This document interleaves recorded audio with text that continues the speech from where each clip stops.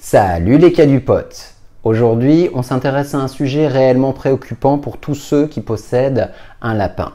Nous allons parler du grand syndrome d'arrêt de transit digestif du lapin. Un syndrome que vous avez peut-être déjà connu malheureusement ou que vous risquez de rencontrer pour votre lapin dans le futur. Et évidemment, on ne vous l'espère pas. Alors, c'est quoi un arrêt de transit chez le lapin? Eh bien, avant tout, ça se définit comme l'arrêt de l'avancée du contenu digestif. Et ça se traduit comment? Eh bien, par une diminution progressive à un arrêt complet de l'alimentation de notre lapin. Également par la diminution progressive à un arrêt complet de l'émission des selles du lapin. Les selles vont être tout d'abord plus petites, moins fréquentes, peut-être liées avec du poil, selon la cause, puis ensuite un arrêt complet. Ça se traduit avant tout par un animal douloureux, qui connaît des intenses douleurs digestives qu'on pourra qualifier de coliques du lapin. Comment reconnaître cette douleur? Avant tout par une prostration du lapin. Le lapin reste dans le même coin, courbé sur lui-même, on dit que le lapin fait la poule. Lorsqu'il bouge, il connaît une impossibilité de trouver une position allongée. Il va chercher à s'allonger sur une surface et brutalement se relever pour essayer une autre position qu'on appelle antalgique, pour essayer de trouver une position où il n'a pas mal, et ainsi de suite. Cette douleur peut également se mettre en place et être reconnue par des grincements de dents. Alors finalement, quelles sont les causes de cet arrêt de transit? Il peut s'agir d'un premier blocage intestinal, par exemple une bourre de poils dans l'estomac du lapin, par léchage lors de sa mue la plupart du temps, ou par un blocage de l'intestin lié à un corps étranger, même si c'est beaucoup plus rare. Ça peut être dû à une autre douleur, quelque part, une douleur abdominale, une douleur urinaire, une douleur génitale, une douleur respiratoire, tout est possible. Ça peut être lié à un stress intense, une peur, un aboiement, des cris, quelque chose qui fait réellement peur à son lapin. Ça peut être dû à un excès alimentaire du lapin, un changement brutal d'alimentation. L'animal tout content va manger, manger, manger. C'est le lapin par exemple qui va au jardin. Et l'excès alimentaire, l'excès énergétique peut provoquer un arrêt de transit.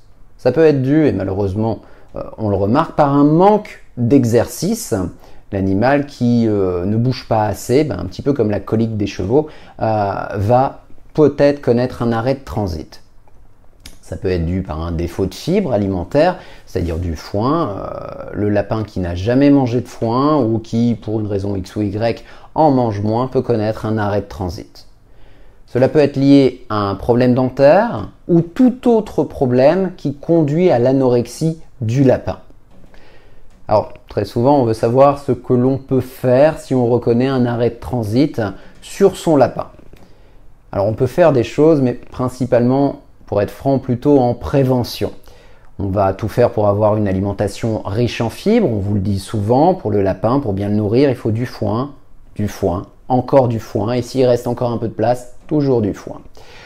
On va favoriser l'activité du lapin pour éviter d'avoir un lapin sofa à la maison.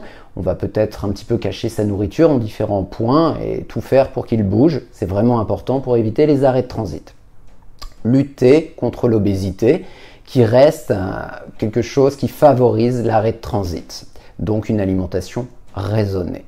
Pour éviter les bourres de poils qui peuvent initier un arrêt de transit, on va brosser, toujours brosser lorsqu'il y aura des mues, principalement si on a un lapin à long poil. On va réaliser un suivi dentaire tout au travers de la vie de l'animal pour vérifier qu'il n'y a pas d'anomalies dentaires qui peuvent causer des douleurs, poussant l'animal à l'anorexie et au développement d'arrêt de transit. Est-ce qu'on peut faire des choses lorsque l'arrêt de transit est en place? En début d'évolution, on peut faire des choses. On peut faire bouger le lapin, favoriser son déplacement lorsqu'il n'est pas encore amorphe.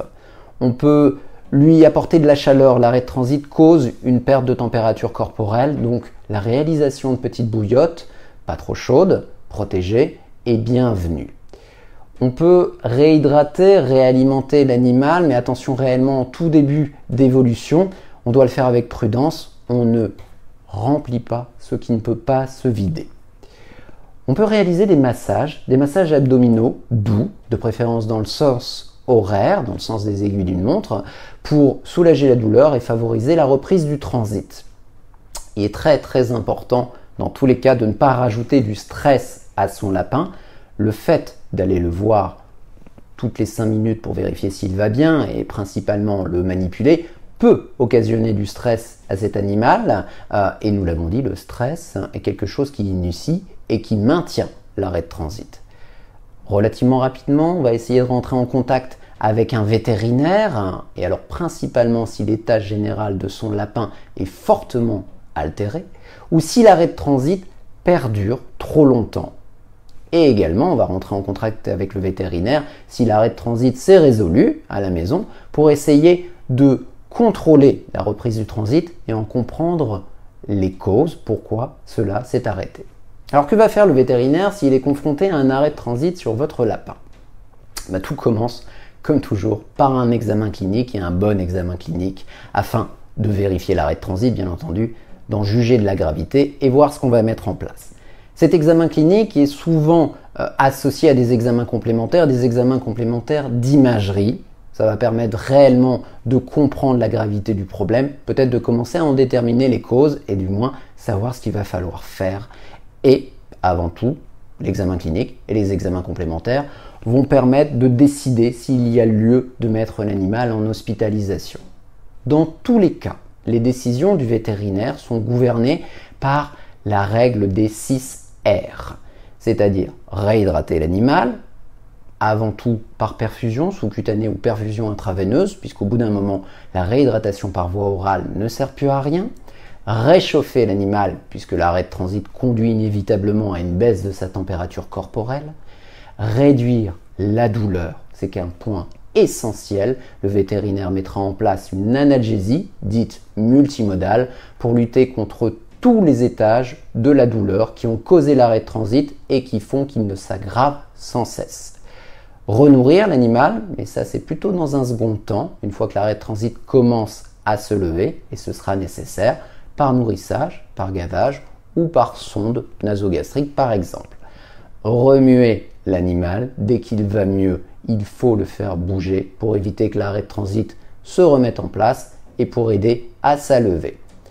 Et ensuite, un point fondamental, regarder, comprendre, reconnaître quelles ont été les causes de l'arrêt de transit pour éviter que ça se reproduise et également essayer de reconnaître les complications de l'arrêt de transit, puisqu'il a pu perturber certains organes, le foie, etc. etc.